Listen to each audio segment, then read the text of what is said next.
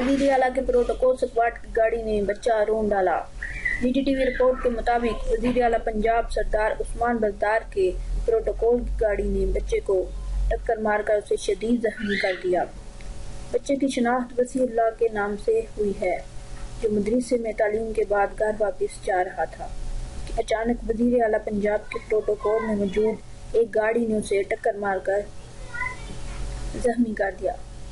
बच्चे को शदीद जख्मी हालत में एक निजी अस्पताल में दाखिल करा दिया गया है, जहां उसे तिब्बी इमदाद दी जा रही है।